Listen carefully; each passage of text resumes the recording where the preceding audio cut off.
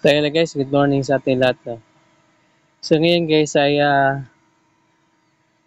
nabago ang kanyang apps, no, yung nag-update yung apps niya. So, siyempre pag nag-update yung apps, update din yung settings ng ating apps ng ating drone. Kaya ang gagawin natin ngayon ng idol ay ating ulitin yung kanyang apps, no, yung settings. So ayan, dito punta tayo dito sa control. Tapos dito tayo sa Gain and Expo. Tune in. Yan, pindutin lang natin. Tapos ang hanapin natin ay yung itong sine. Huwag yung normal mode, normal tsaka sports. Dito tayo sa sine. Ayan. So mga idol, try natin itong max angular velocity. Pag i-max natin yan, so yan, titingnan natin kung ano mangyayari. Pag ikot niya, napakabilis niya. Ayan guys, ayan. Ang bilis. Hindi siya control, no? So, ang gagawin natin dito ay ibabaan natin kahit nasa mga siguro mga 15. Yan. 15, yan. 16, mga ganon. So, try natin guys. Ayan, oh. Oh. Ay, yung nga pala. I-ano muna natin. Yan. Cine mode. Ayan guys. Yan. Naka-cine mode na yan.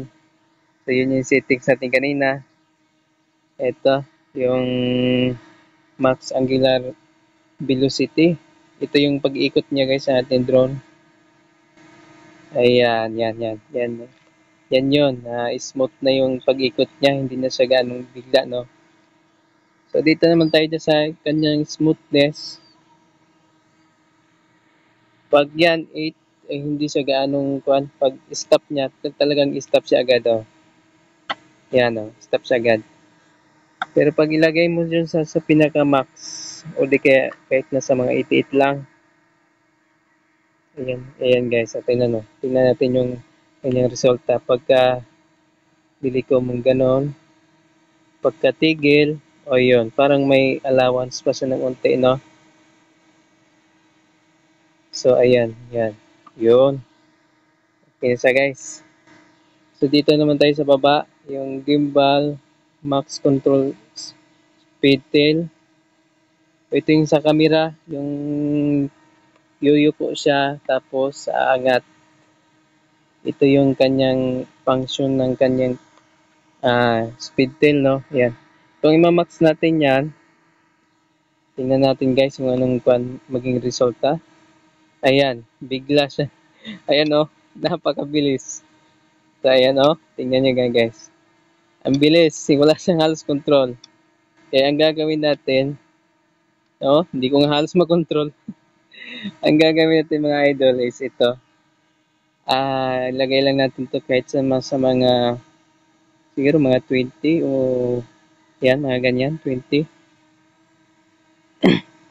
Titingnan natin kung anong epekto. Yun. Ayan, smooth na siya, oh. Hindi siya tulad ng kanina na parang bigla.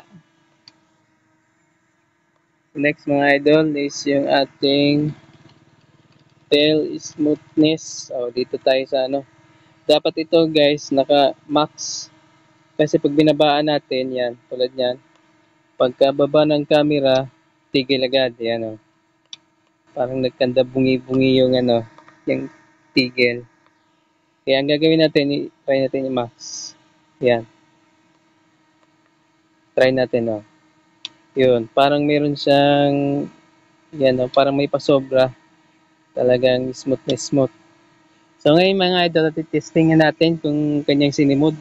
Sa kanyang bagong settings, no? So yan, paliparin natin mga boss. Record na lang tayo. Yan.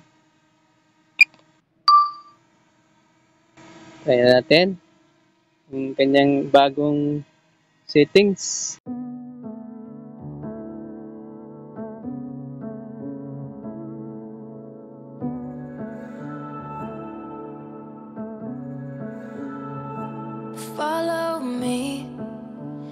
to the sun, feel the breeze move.